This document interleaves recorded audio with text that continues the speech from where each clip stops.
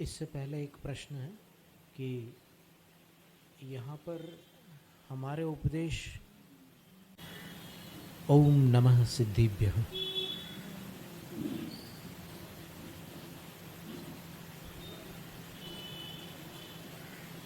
नमो अरिहन्ताणं, नमो सिद्धाणं, नमो आर्याणं, नमो उवज्झायाणं, नमो लोय सव्यसाहूणम्। ईसु पञ्चनमो यारो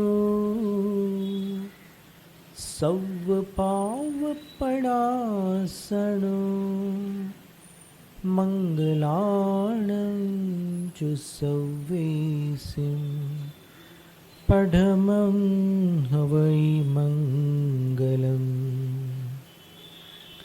चत्तारि मङ्गलम् अरहन्त मङ्गलं, सिद्धमङ्गलं, साहु मङ्गलं, कैवल्यपण्णतो धम्मो मङ्गलं। चत्तारि लोकोत्तमा अरहन्त लोकोत्तमा, सिद्धलोकोत्तमा, साहुलोकोत्तमा, कैवल्यपण्णतो धम्मो लोकोत्तमा। चत्तारि शरणं पव्वज्जामि, अरहन्त शरणं पव्वज्जामि, सिद्धशरणं पव्वज्जामि, साहु शरणं पव्वज्जामि, कैवल्यपण्णतो धम्मो शरणं पव्वज्जामि। त्रिलोकवर्ती, त्रिकालवर्ती पांचों परमेश्वरी भगवंतों को भक्तिपूर्वक नमस्कार। वर्तमान शासन नायक, परम भट्टारक, महादेवादिदेव, अरहंत परमात्मा, परम पूजनीय 24वें तीर्थंकर भगवान श्री महावीर स्वामी को नमस्ते। द्वादशांग श्रुत देवता स्वरूपा भगवती जिनवाणी सरस्वती देवी माता को भावपूर्ण वंदन। हृदय में विराजमान परम श्रद्धेय चारित्र चक्रवर्ती आचार्य प्रवर श्री शांति सागर मुनिराज को भक्तिपूर्ण नमोस्तु। दीक्षा शिक्षा गुरु आचार्य श्री विद्यासागर महाराज को नमोस्तु।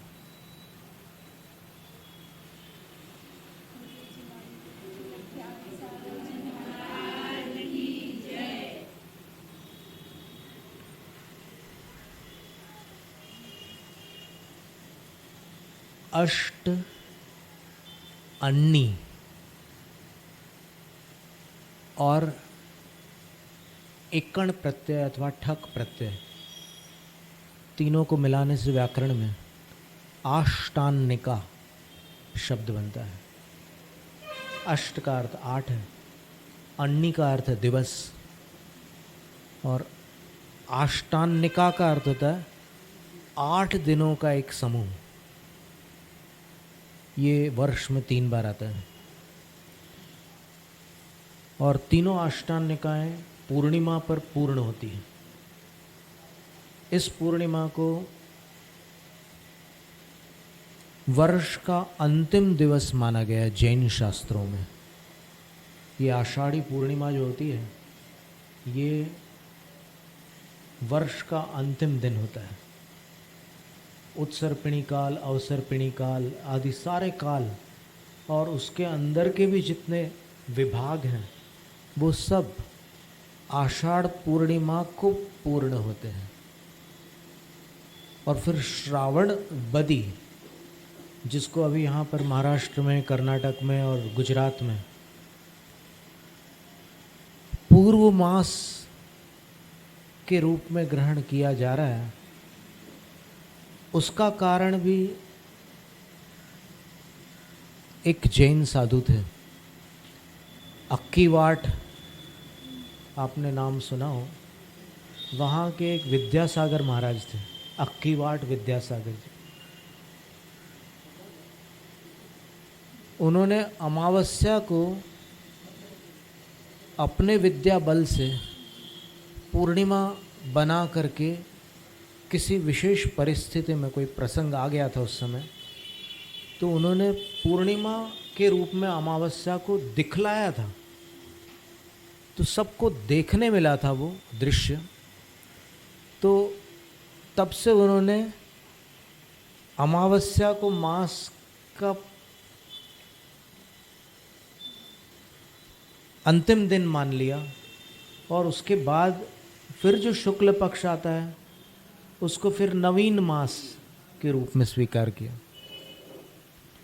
पर शास्त्रों में अपन देखें तो पूर्णमासी शब्द अपने आप में कहता है, पंडित नरेंद्र शर्मा जी ने कहा था कि पूर्णमासी ये शब्द ही अपने आप में पर्याप्त है।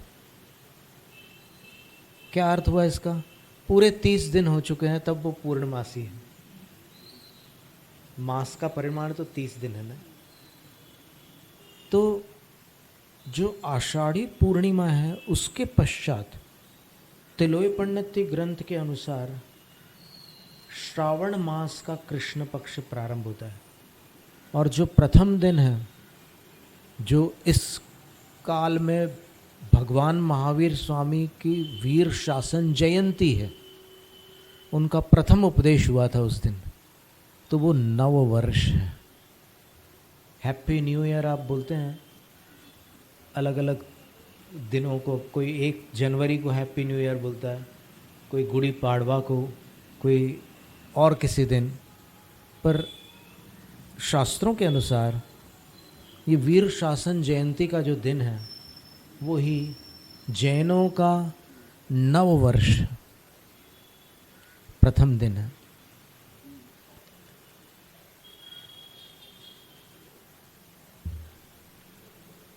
तो समझ लीजिए कि ये अंतिम अष्टान्निका है वर्ष की, नहीं, क्योंकि इसकी पूर्णिमा को तो वर्ष पूरा हो रहा है, तो अंतिम अष्टान्निका तो कहलाई है। तो फिर प्रथम कौन सी कहलाएगी?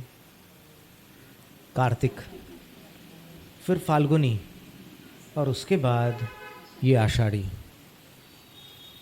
तो मैना सुंदरी का जो शास्त्रों में नाम है वो मदन सुंदरी है संस्कृत भाषा में, और वो बोलते बोलते अपभ्रंश भाषा में मदन का प्राकृत बनता है मयण, और मयण का मैना हो गया। ऐसे कई शब्द हैं जो मूल धातुओं से बने हुए शब्द हैं, लेकिन आजकल बोलचाल में कुछ उनके रूप बदल गए हैं। तो मदन सुंदरी और उनके स्वामी कोटि भट्ट श्रीपाल, इनकी कथा बहुत अनोखी कथा है, बहुत ही अद्भुत कथा है, शिक्षाप्रद कथा है, संस्कारों को प्रेरणा देने वाली कथा है।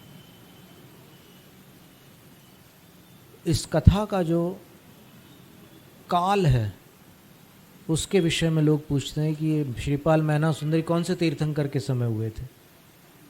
ये प्रश्न बहुत लोग पूछते हैं, तो इसका उत्तर ढूंढते ढूंढते बहुत समय लगा, लेकिन अंत में जो संस्कृत श्रीपाल चरित्र है उसके अंतिम अध्याय के अंत में ये कथन मिल गया कि ये मुनि सुव्रत तीर्थंकर भगवान के काल में हुए थे। देखो, मुनि सुव्रत भगवान एक ऐसे तीर्थंकर हैं कि जिनके काल में सभी प्रकार के शलाका पुरुष हो गए। स्वयं तीर्थंकर हुए, हरिशेन चक्रवर्ती हुए, राम लक्ष्मण बलभद्र नारायण और रावण प्रतिनारायण हुआ, नारद अवद्वार गति हो गए, शिलक नारद जी थे, और कामदेव श्रीपाल हो गए। तो सब उनके तीर्थ में सब कुछ कवर अप हो गया। सारे के सारे महापुरुष उस काल में जन्म ले चुके और ऐसे ऐसे आदर्श पुरुष हुए। हरिशेन चक्रवर्ती का वैराग्य अनूठा है, श्री राम का जीवन अनूठा है, और श्रीपाल चरित्र में श्रीपाल की वीरता और कर्मों का उतार चढ़ाव अनूठा है। कभी मरते हुए बच जाते हैं, कभी भयंकर कोढ़ व्याधि से छुटकारा प्राप्त कर लेते हैं, और कभी उनको पानी में डाल दिया जाता है तो तट को प्राप्त कर लेते हैं। ऐसी अनेक घटनाएं होती हैं। कभी उनको अपवादित किया जाता है, यानी उनको क्षत्रिय के रूप में अस्वीकार करके उनको हीन स्वीकार कर लिया जाता है, लेकिन फिर सब संकटों के पार होकर वो अंत में बाहर निकल आते हैं और फिर वो मुनिराज से पूछते हैं कि हे मुनिवर, मेरे जीवन में ये सब ऐसी विचित्र कथा, ये उतार चढ़ाव वाली कहानी कैसे बन गई? मैंने ऐसा कौन से कर्म किए थे जिससे मुझ पर इतने संकट आए और मैं एक एक करके सारे संकटों को पार करता चला गया? मैंने कौन से पाप किए थे जिससे संकट आए और कौन से पुण्य किए थे जिससे संकटों से निवृत्ति मिली? तब मुनिराज कहता है कि ध्यान से सुनो, और फिर वो उनकी पूर्व भवों का वर्णन करते हैं। तो इस कथा के प्रारंभ में 4 पंक्तियां बोलते हैं। अरिहंत भगवान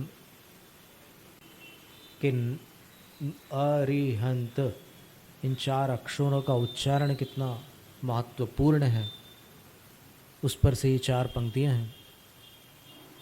पहले तो एक कवि ने लिखी हुई है ये पंक्ति, बहुत प्रसिद्ध कवि हुए थे। उन्होंने बहुत पहले, लगभग 50 वर्ष के आसपास समय हो चुका होगा या उससे भी अधिक समय हो गया होगा, उसको लिखा। फिर चंद्रभान कवि ने उसका जैन रूपांतरण किया। तो वो जैन रूपांतरण हम आपको सुना रहे हैं। क्षण भंगुर जीवन की कलिका, कल प्रातः काल खिली न खिली, मलयाचल की शुचि शीतल वायु, सुगंध समेत मिली न मिली, कलिकाल कुठार लिए फिरता, तन नम्र है चोट झिली न झिली, भजले अरिहंत अरि रसना, फिर अंत समय में हिली न हिली। नम्र कवि है उनका नाम, जिन्होंने ये कविता लिखी मूल में। फिर उसका जैनीकरण किया है चंद्रभान कवि ने। यहाँ पर अरिहंत शब्द है और वहाँ पर भजले हरि नाम है, यहाँ पर भजले अरिहंत है। मात्राएं उतनी हैं इसलिए वो सेट हो जाती है। तो भजले अरिहंत अरि रसना, फिर अंत समय में हिली न हिली। जिह्वा को रसना कहते हैं, और जिह्वा को रात दिन असंयमी मनुष्य तो हिलाते ही रहते, हिलाते ही कुछ ना कुछ बोलते ही रहते, बड़ बड़ बड़ बड़। अब इसमें एक संदेश है कि ठीक है, जिह्वा का उपयोग कर रहे हो, आप सभी कर रहे हो, पर प्रभु नाम के उच्चारण का अभ्यास भी साथ में समाविष्ट कर लो। तो प्रभु नाम के उच्चारण का अगर समावेश हो गया, उसका अभ्यास हो गया और उसके संस्कार पड़ गए, तो वो संस्कार कठिन समय में काम आ सकते हैं। और प्रभु का नाम कभी व्यर्थ नहीं जाता, वो काम आता है। मरण समय में अगर अरिहंत शब्द निकल गया मुख से, तो वो बड़भागी जीव माना जाता है। बड़े ही भाग्यशाली जीवों के मुख से ऐसे परमेष्ठियों के नाम का उच्चारण होता है। क्षुल्लक गणेश प्रसाद वर्णी जी का आपने नाम सुना हो। उनकी जो धर्म माता थी, उनको श्वास की बीमारी थी और उनके वचन, जब आप बाई जी की आत्मकथा पढ़ेंगे कभी, कि 18 वर्ष में अकस्मात पति की मृत्यु हो गई, पावागढ़ तीर्थ क्षेत्र की वंदना कर रही थी। महापुराण में लिखा है कि विवाह के प्रथम 7 दिन जैन लोग ब्रह्मचर्य से रहते हैं और तीर्थ वंदना करते हैं। तो वो तीर्थ वंदना में थी, विवाह हुआ था उनका और 18 वर्ष की आयु थी उस समय। पति का अकस्मात मरण हो गया। तो वो कुएं के पाट तक पहुंच गई कि अब मेरा जीवन किस काम का, मैं अपना इतना लंबा जीवन किसके सहारे निकालूंगी, कौन है मेरा। और जैसे ही उसमें कूदने जा रही थी कुएं में, तो अचानक रुक गई और ये विचार किया कि यदि मरण नहीं हुआ और कोई चोट वगैरह आ गई और मैं जीवित बच गई, तो फिर शरीर अपंग हो जाएगा, फिर मेरा जीवन कैसे कटेगा। और उसके बाद फिर पता नहीं कैसी, देखो कठिनाइयों में जब एक बात, बड़ी गंभीर बात है कि जब नारी की आंखों से दुख के आंसू बहते हैं, तब उसको संसार का सत्य स्पष्ट दिखता है। क्योंकि वो जो आवरण है या जो भी कोई अवरोध है, वो उन आंसुओं के साथ प्रवाहित हो जाता है और तब क्लैरिटी आ जाती है विजन में। तो एकदम वो भगवान पार्श्वनाथ स्वामी के चरणों में पहुंची और आप उस घटना को पढ़ोगे तो आपके रोंगटे खड़े हो जाएंगे। उसने भगवान से कहा कि भगवान, तीर्थों पर आकर लोग पापों का नाश करते हैं और मैं पाप कमाने जा रही थी। पति वियोग में मैं ऐसी विह्वल हो गई, ऐसी आकुलित हो गई कि दुर्लभता से प्राप्त मनुष्य जीवन और जैन पर्याय को मैं उनके वियोग में नष्ट करने को तैयार हो गई। कितनी कठिनाई से मुझे मनुष्य जीवन मिला, अब मैं अपने शेष जीवन में इसका प्रायश्चित करूंगी। और फिर उसने इतना सुंदर उसका जो चित्रण है वहाँ पर कि जीवन भर उन्होंने संयम से अपना जीवन व्यतीत किया और उनके एक एक वाक्य, जहाँ जहाँ उनके निकले हुए मुख से निकले हुए वाक्य आप पढ़ोगे तो आपको ऐसा लगेगा मानो वो शास्त्र के ही वचन हो। वो बाई जी नहीं बोल रही है, ऐसा लगेगा। चिरंजा बाई जी उनका नाम था और धनी परिवार की थी। ऐसा लगता है जैसे शास्त्र के ही वचन है। और जब सागर में कटरा नाम का एक स्थान है, वहाँ पर जब उनका अंतिम समय था, तब महीनों से वो लेटी नहीं थी, श्वास की तकलीफ़ थी, लेट नहीं सकती थी। लेकिन जब मरण निकट आया तो वो लेटी और लेटने के बाद फिर जब एकदम ही समय आ गया तब वापस बैठ गई। और बैठ तो क्या, शरीर एकदम हड्डी पसली हो चुका था। शिखर जी में जाकर के उन्होंने कई नियम और लिए थे, तो ऐसे पैर सिकोड़ करके बैठी हुई थी ऐसे, और ऐसे हाथ जोड़े, ओम सिद्धाय नमः, बस इतना कह करके वो चली गई। क्या ऐसे जीव भी होते हैं। अपन ये न सोचें कि इस काल में बहुत दोष है तो हम क्या कर सकते हैं। जो ये सोचते हैं कि हम क्या कर सकते हैं वो निराशावादी है, वो कुछ नहीं कर सकते।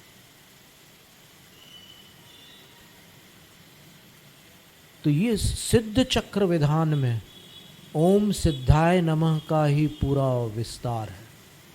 और अगर एक एक दिन के अर्घ्यों का अर्थ समझ लिया किसी ने,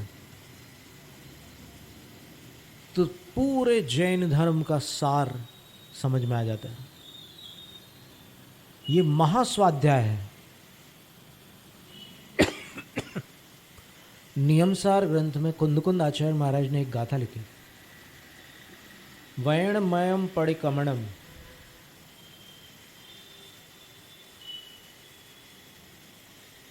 वचन में जो प्रतिक्रमण है, वचन में जो वंदना है, वचन में जो भी ये अभी जो आप जो कुछ भी कर रहे हैं उसमें वचनों के साथ ही कर रहे हैं, ये सारे अनुष्ठान जो वचन में है, तम सव्वम जान सज्जायम, उन सबको तुम स्वाध्याय समझो, क्योंकि भक्ति करते जा रहे हो और उसका अर्थ भी समझते जा रहे हो, तो फिर भक्ति में 4 चांद लग जाते हैं। जब समझ में आ जाता है कि अरे सिद्ध भगवान ऐसे हैं, ये तो मुझे पहली बार समझ में आया। तो जितनी बार अपन शास्त्र पढ़ते हैं कुछ ना कुछ ऐसा निकल आता है जो लगता है कि पहली बार आया है, पिछली बार नहीं आया था समझ में, इस बार वो चीज़ समझ में आ रही है, ऐसा लगता है। तो इस सिद्ध चक्र विधान से संबंधित श्रीपाल और मैना सुंदरी की कथा है, क्योंकि इन्होंने भवांतर से सिद्ध चक्र की आराधना की थी। और आराधना ऐसी की थी उन्होंने कि 8-8 उपवास के साथ, एक अष्टांगिका में 8-8 उपवास के साथ पूरी विधि, बड़ी विधि उन्होंने संपन्न की थी और उत्कृष्ट अवधि तक संपन्न की थी। और ऐसी स्थिति हो गई थी उनकी कि वो सिद्ध चक्र का स्मरण करते थे तो चमत्कार हो जाता था। धवल सेठ के जहाज जल देवता ने किलित कर दिए थे और श्रीपाल ने ऐसे जहाज पर हाथ रखा और आंख बंद करके सिद्ध चक्र का स्मरण किया और थोड़ा सा धक्का मारा तो वो जल देवता ने उस जहाज को मुक्त कर दिया। ऐसी स्थिति हो गई थी। तो फिर ये स्थितियाँ आज भी संभव हैं, असंभव नहीं है। आज भी भक्ति के अतिशय देखने को मिलते हैं। शिखर जी में एक अनिकांत जी वंदना के लिए जा रहे थे। उनके एक संबंधी यहाँ पर आपके पूना में भी निवास करते हैं, शायद औंध में रहते हैं। तो वंदना करते करते एकदम भाव विभोर हो गया और चंद्रप्रभ भगवान की टोक ललित घट नाम है ना, ललित कूट।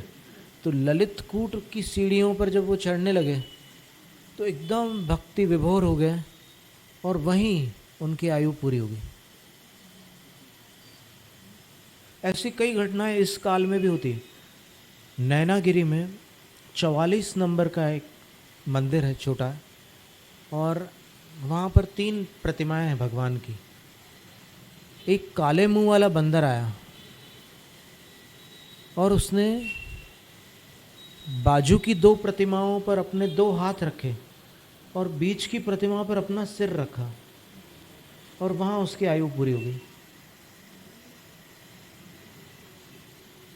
ऐसी एक से एक घटनाएं आज भी होती है।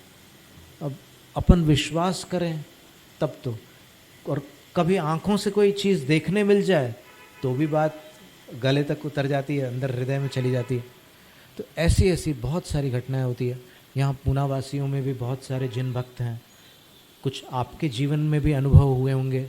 नमोकार मंत्र का प्रभाव कभी आपने देखा हो, कभी आपने भक्तामर का प्रभाव देखा हो, कोई अटका हुआ काम आपकी भक्ति से सुलझ गया हो, ऐसे अनुभव कई लोगों को होते हैं। तो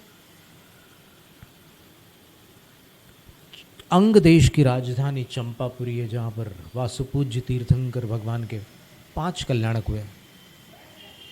उत्तर पुराण में निर्वाण कल्याणक का स्थान मंदरगिरी बताया है, आज जिसको मंदारगिरी कहते हैं। वो लगभग चंपापुरी से 60 किलोमीटर के आसपास दूरी पर है और एक पहाड़ी है वो, वहाँ पर भी चरण है भगवान के। पर वो उस काल में आप सोचो, वासुपूज्य भगवान का काल कितना पुराना काल है, उस काल में उनकी ऊंचाई और सारी आयु वगैरह 72 लाख वर्ष की आयु थी वासुपूज्य भगवान की। तो आज आप कल्पना कर सकते हैं क्या, आज 72 वर्ष हो जाती है किसी की तो फिर वो उल्टी गिनती चालू कर देता है। तो उन्होंने 18 लाख वर्ष की आयु में तो दीक्षा ली थी और उस समय तक तो वो कुमार थे, अविवाहित थे, प्रथम अविवाहित तीर्थंकर वासुपूज्य भगवान थे। तो दूरियां भी उतनी नहीं थी, वो 60 किलोमीटर तो नगण्य समझ लो आप। एक योजन 13 किलोमीटर का होता है और चंपापुरी 12 योजन की थी, लंबाई 12 योजन थी। तो फिर कितनी हुई, 12 को 13 से गुणित कर दो तो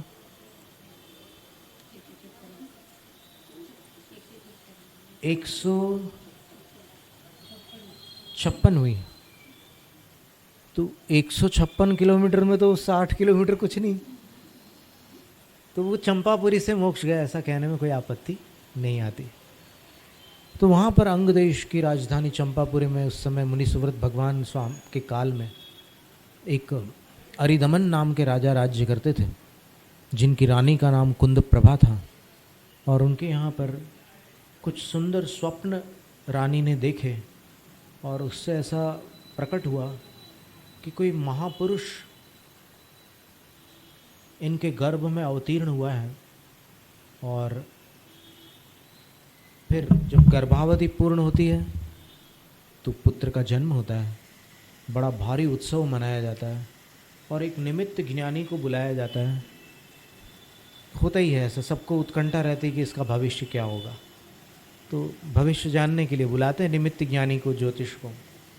तो वो सब हिसाब किताब करने के बाद बोलते हैं कि बहुत उज्जवल भविष्य है, ये दानवीर होंगे, ये सम्राटों के सम्राट होंगे, ये महाशक्ति संपन्न होंगे, इनके शारीरिक बल की कोई तुलना नहीं कर सकते, इतनी विशाल शक्ति इनमें भरी होगी और ये बहुत दूर दूर तक भ्रमण करेंगे, ये अनेक राजाओं पर विजय प्राप्त करेंगे, इनकी हजारों रानियां भी होंगी और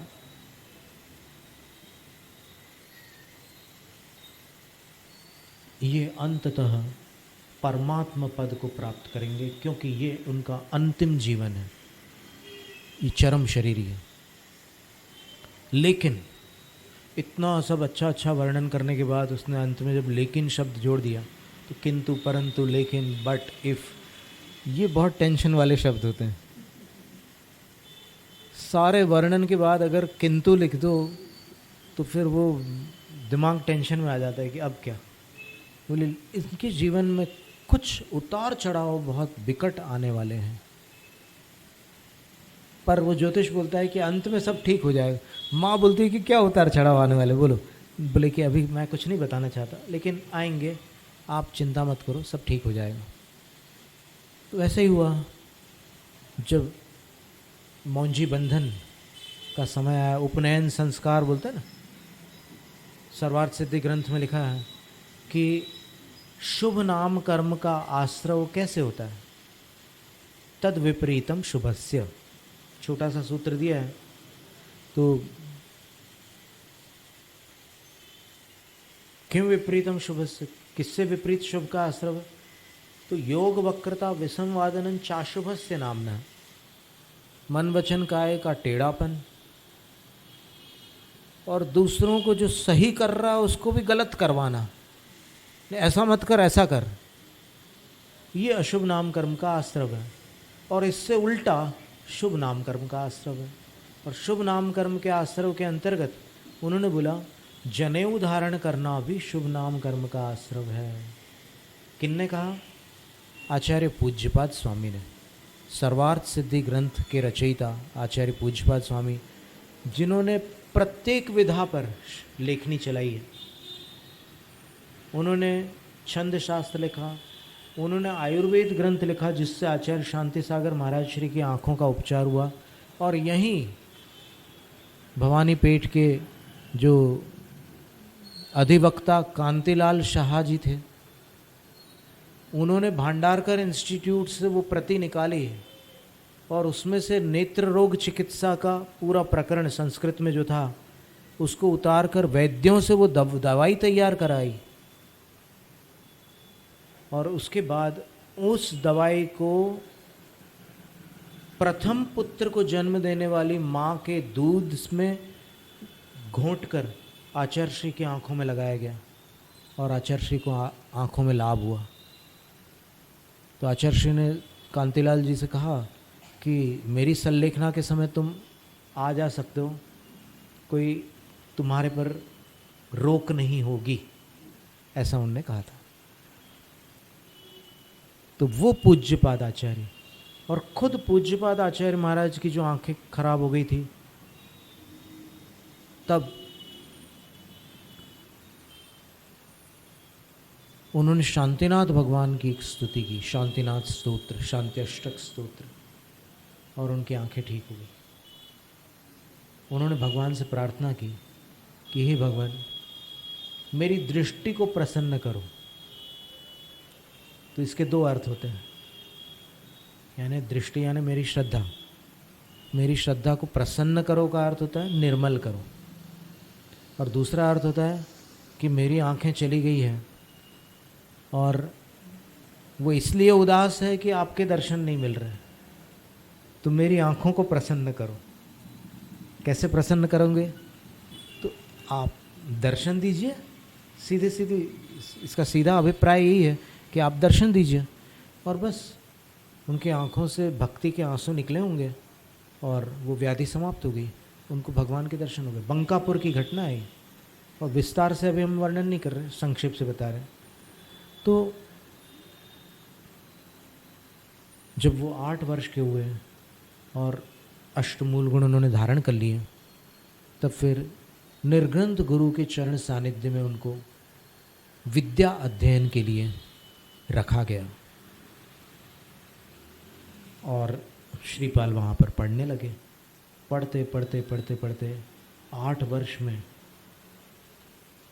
बहुत कुछ सीख करके वापस आए। तो अब एक 8 वर्ष का बालक जा रहा है और 16 वर्ष का किशोर लौट के आ रहा है, तो आकार प्रकार तो बिल्कुल बदल चुका है, ज्ञान भी कहाँ से कहाँ पहुँच चुका है। तो देखते ही साथ अचंभित हो गए सब लोग कि ये वो बालक श्रीपाल है, आज तो एकदम फौलाद लग रहा है बिल्कुल। क्या सौंदर्य है, क्या तेज है, क्या कांति है, क्या दीप्ति है, सब कुछ बदल चुका है। भव्य स्वागत होता है। और उसके बाद राजा के साथ जो पिता थे उनके साथ रह करके राजनीति और वहाँ मंत्रियों के साथ रह करके और भी सब राजकारण की जितनी भी चतुराइयाँ होती है वो सब सीख लेते हैं। और अंततः राजा अरिदमन विचार करते हैं कि मेरा पुत्र राजा बनने योग्य हो चुका है, इसलिए अब मैं राज्यभार पुत्र को सौंपता हूँ और स्वयं धर्म ध्यान में लगता हूँ। श्रीपाल को राजा बनाया गया। प्रजा संतुष्ट हो गई। श्रीपाल ने प्रजा को तृप्त किया। नीति वाक्यामृत ग्रंथ में लिखा हुआ है कि राजा प्रजा को कैसे संतुष्ट करते हैं, पूरी प्रक्रिया दी हुई है। तो श्रीपाल ने उसी प्रकार सभी प्रजा को संतुष्ट किया और आनंद पूर्वक रहने लगे। और जो सुख का समय होता है वो 1 वर्ष 1 पल के समान बीत जाता है, दुख का समय होता है वो 1 पल 1 वर्ष के समान बीतता है। बस पल और वर्ष में कोई फर्क नहीं है, इधर का उधर, उधर का इधर, इतना ही फर्क है। तो समय निकलता चला जा रहा था अचानक श्रीपाल को कुष्ठ व्याधि हो जाती है और कुष्ठ व्याधि होने पर उनका शरीर विवर्ण हो जाता है, उनकी कांति नष्ट हो जाती है, उनका तेज समाप्त हो जाता है, पूरा शरीर विकृत हो जाता है। और उस कुष्ठ व्याधि के साथ कुछ अन्य ऐसी व्याधियां भी हो जाती है जिससे उनके शरीर से असहनीय दुर्गंध उत्पन्न होने लगती है। ऐसी दुर्गंध कि वहाँ कोई पशु पक्षी भी उनके आसपास जो महल के उद्यान थे, बगीचे थे, वहाँ नहीं आते थे, सब वहाँ से दूर हो जाते थे। ऐसी विकट स्थिति हो गई। और जब वायु श्रीपाल के शरीर को बहकर नगर की ओर जाती तो नगर के जो बस्तियां थी, जो मोहल्ले थे, वहाँ के लोग उस निवास को छोड़कर अन्यत्र रहने चले जाते। ऐसा करते करते नगर के पूरे स्थान उजड़ने लगे, लोग दूर रहने चले गए। तो कुछ वृद्धों ने मिलकर श्रीपाल के चाचा से निवेदन किया कि हमारा साहस नहीं है कि हम राजा से कुछ जाकर ऐसी बात कहें, तो आप कोई उपाय करो। राजा निस्संदेह प्रजा वत्सल है, प्रजा से उनको अपार प्रेम है, लेकिन हम कैसे राजा से कहें कि आपकी दुर्गंध के कारण ये नगर खाली होता जा रहा है, आप कैसे, क्या बोले हम उनसे।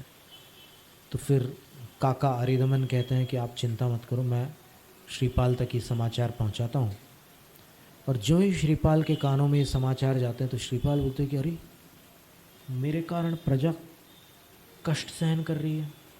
नहीं नहीं, ऐसा नहीं हो सकता। चाचा जी, आप राज्य भार को मेरे स्वस्थ होने पर्यंत संभाल लीजिए और मैं अन्यत्र चला जाता हूँ। और मैंने सुना है कि कुछ और मेरे जो परिचित वीर हैं उनको भी कुष्ठ व्याधि हुई है। लोग बोल रहे थे कि 700 लोग और भी ऐसे ही बीमार पड़े हुए हैं, तो मैं उन सब के साथ चला जाता हूँ।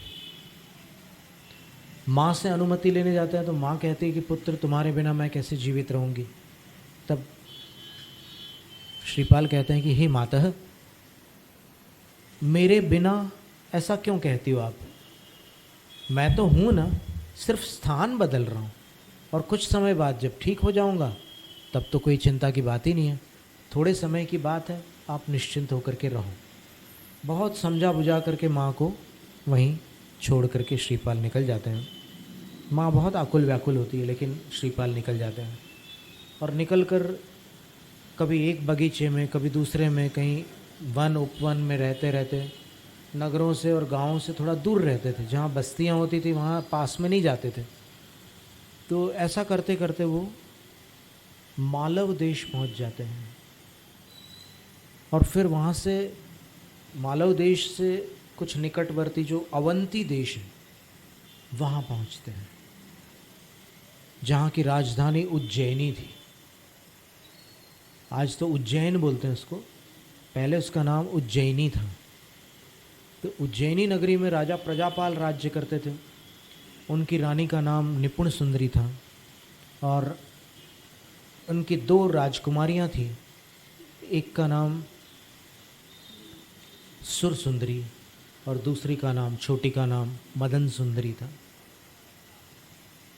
और संयोग ऐसा था कि जब श्रीपाल यहाँ पर गुरु के पास पढ़ाई कर रहा था तब मदन सुंदरी जिनमती नाम की एक आर्यिका माता जी के पास अध्ययन कर रही थी। दोनों विद्या पढ़ रहे थे, स्थान अलग अलग थे और एक दूसरे का कोई परिचय नहीं था। तो वो भी जब विद्या पढ़ कर के आई और जो बड़ी बहन थी सुर सुंदरी, वो एक अन्यमती गुरु के पास विद्या पढ़ कर के आई थी। तो एक दिन पिता ने पूछा कि बेटी तुम बड़ी हो गई हो, तुम विवाह योग्य हो गई हो। तुम निसंकोच मुझसे कहो, मुझसे मत छुपाना, तुम जिससे चाहो मैं उससे तुम्हारा विवाह करवा सकता हूँ। तब सुरसुंदरी कहती है, मुझे कौशाम्बी के राजा का जो पुत्र है, हरिवाहन उसका नाम है, उससे विवाह करना है। तो राजा उसका विवाह कर देता है हरिवाहन के साथ। अब अष्टानिका पर्व में ही मदन सुंदरी के विषय में जो संस्कृत श्रीपाल चरित्र में लिखा है, वो भगवान के मंदिर में जाती है और वहाँ जाकर के कृत्वा पंचामृत स्नानम आदि जो श्लोक लिखे हैं, उसने सब विधियाँ की और उसके बाद गंधोदक लेकर पिता के पास आती है।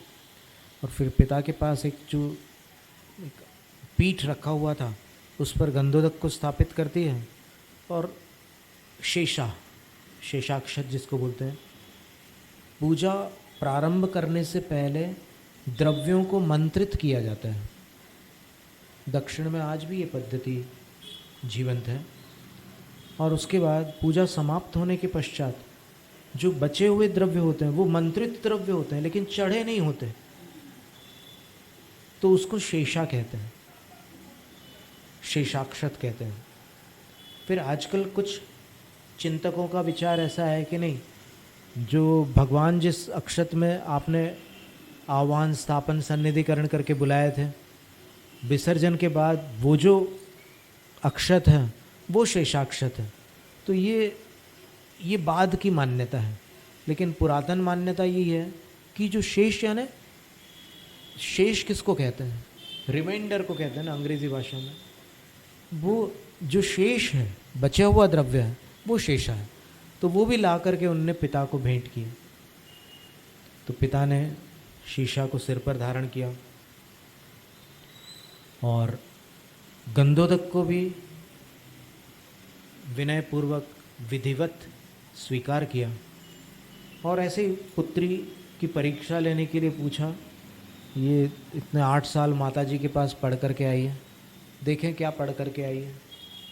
पूछा कि अच्छा पुत्री बताओ तो सही, ये क्या है। अर्थात ये तो गंधोदक है, मैं जानता हूँ, लेकिन इस गंधोदक का क्या महत्व है। जैन धर्म में ये जो गंधोदक है, इसके बारे में तुम मुझे बताओ, जैन धर्म क्या कहता है।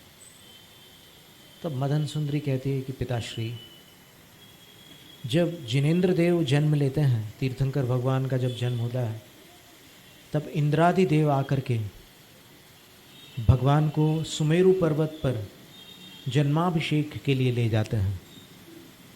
और वहाँ पर 1008 कलशों से भगवान का विशाल अभिषेक होता है। क्षीर समुद्र के जल से उनका अभिषेक होता है। क्षीर समुद्र का जल स्वाद में भी दूध जैसा होता है और शेष गुण धर्म में भी दूध जैसा ही होता है। महापुराण में आचार्य भगवत जिनसेन स्वामी ने लिखा है कि वो क्षीर समुद्र का जल दूध जैसा ही सफ़ेद होता है, उसकी गंध भी दूध जैसी ही होती है। आपको दूध की गंध मालूम है कैसी होती है? क्या होता है कि सबको नहीं समझ में आती दूध की गंध। जो लोग बसंत ऋतु में जन्म लेते हैं उनकी घ्राणेंद्रिय सशक्त होती है। दूध अगर उबल रहा होगा तो वो रसोई घर के आसपास से अथवा बाहर से ही कह देगा कि दूध बन रहा है कहीं पर। तो ये स्थिति आप लोगों ने भी अनुभव की होगी कभी अपने किसी समय। फिर आदत पड़ जाने के बाद तो फिर क्या हो रहा है, सब चल रहा है, जाने दो, ऐसी स्थिति हो जाती। फिर वो निगलेक्ट कर देते हैं, टाल देते हैं अपन। तो पूरे गुणधर्म दूध जैसे होते हैं। तो जब अभिषेक होता है तो मदन सुंदरी कह रही है अपने पिता से कि झरने बह जाते हैं। पूरा सुमेरु पर्वत जो कंचन वर्ण का है, वो रजत वर्ण हो जाता है, सफेद हो जाता है। और देव और विद्याधर जो उपस्थित होते हैं वहां पर, वो गंधोदक को लगा लेते हैं अपने ऊपर। चक्र शिर से भाले च नेत्रे सर्वांग पुद्गले स्वर्गस्योपायनम पूतम तद्गंधाम्बु सुराह स्त्रिय। सुराह यानी देव, स्त्रिय यानी देवियाँ। वो गंधोदक कैसे लगाते हैं तो बताते हैं कि चक्र शिर से सबसे पहले सिर के ऊपर लगाते हैं, फिर भालेच ललाट पर लगाते हैं, इसको भाल कहते हैं, फिर नेत्रे आंख में लगाते हैं,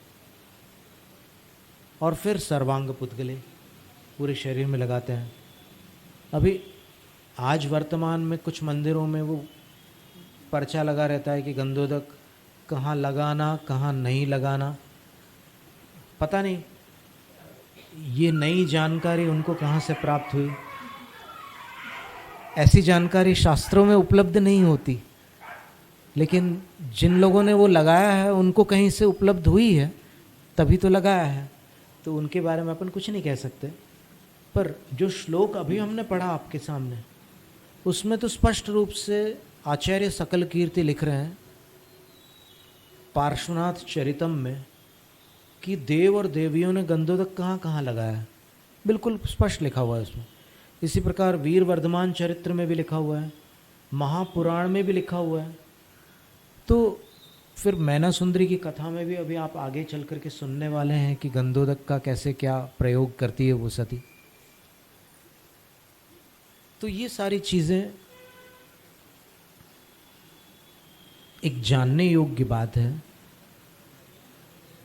मदन सुंदरी पिता से कहती है कि पिताजी इतने घड़ों से जो वहाँ पर अभिषेक होता है, वहाँ पर असंख्यात देव और संख्यात विद्याधर होते हैं। वो सब अपने अपने स्फटिक पात्रों में गंधोदक को भर करके ले जाते हैं अपने अपने ठिकानों पर। तो वहाँ सुमेरु पर्वत में जो गीलापन आया था वो सूखा हो जाता है, यानी गंधोदक बचता नहीं वहाँ। इतने लालायित भक्त लोग रहते हैं कि वो सब बटोर करके ले जाते हैं, छोड़ते नहीं वहाँ पर। और यह गंधोदक इतना प्रभावशाली है कि इसके प्रभाव से कैसा भी रोग क्यों न हो वो ठीक हो जाता है। और इसको बड़े बड़े इंद्र लोग भी अपने मस्तक पर धारण करके गदगद हो जाते हैं, आह्लादित हो जाते हैं। इसका बड़ा महत्व है। ये जिनेंद्र देव के देह से स्पर्शित पवित्र द्रव है। तो हे पिताश्री, गंधोदक की ऐसी महिमा है।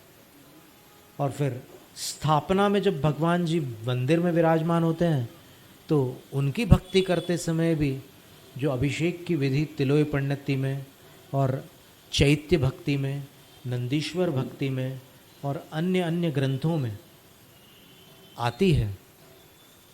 जय धवला की पहली पुस्तक में तो यहाँ तक लिखा है, नवणोवलेवण सम्मज्जन चुहावण दीव दहन धूव दहन आदि वावारे ही विना पूजा करणाणुवत्युदु। इन क्रियाओं के बिना पूजा कर ही नहीं सकते। और उसमें पहली क्रिया अभिषेक बताई है। और इसी के आधार पर एक बार कहीं कोई मुकदमा हुआ था, जैनियों के बीच में ही हुआ था। तो उस मुकदमे में अभिषेक पूर्वक जिन पूजा होती है, इस बिंदु को लेकर ये पक्ष जिसने ये बिंदु रखा था विजयी हो गया। तो इस प्रकार मदन सुंदरी ने अपना सारा जो भी वर्णन करना था किया। तब पिताजी ने प्रसन्न होकर के गंधोदक को ऐसे ललाट पर फिर से लगा लिया। और पिताजी बोलते कि अच्छा बेटी, एक प्रश्न का और उत्तर दे दे, फिर चले जाना। तूने उपवास किया है, पारणा करने जाना है तुझे। तो मेरा प्रश्न ये है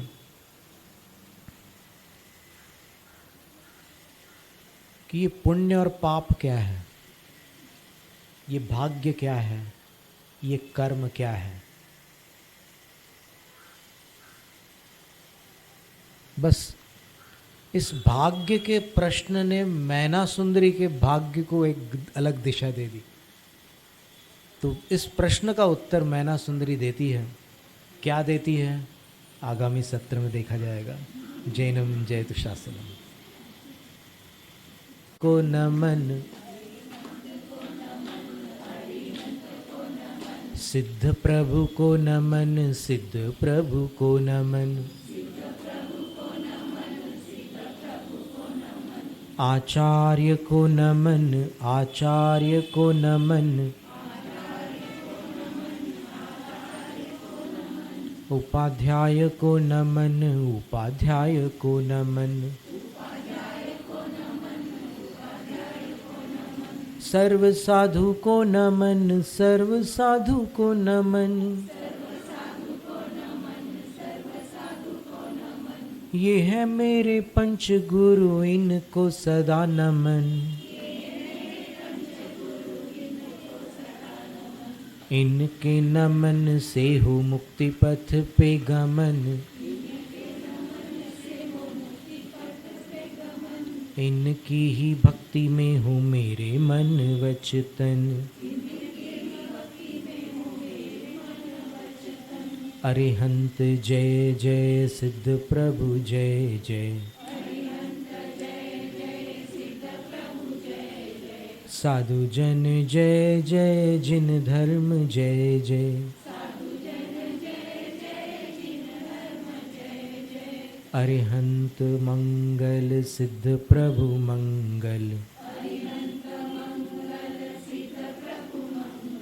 साधु जन मंगल, जिन धर्म मंगल।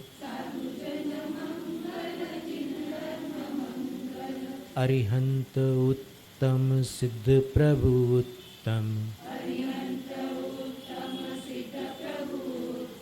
साधु जन उत्तम, जिन धर्म उत्तम। अरिहंत शरणा, सिद्ध प्रभु शरणा।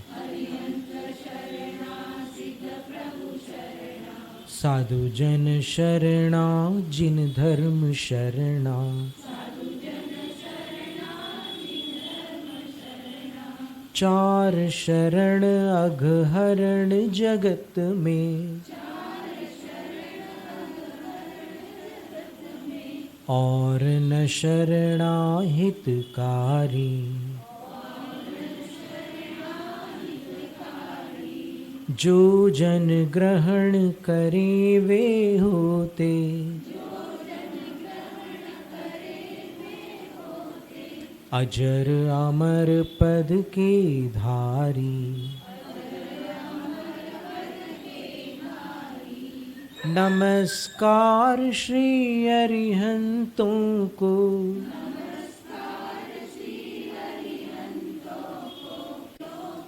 सर्वलोक के संतों को। जावाणी के ज्ञान ते सूझे लो कालो। सुवाणी मस्तक चढ़ो सदा देत हूँ ढो।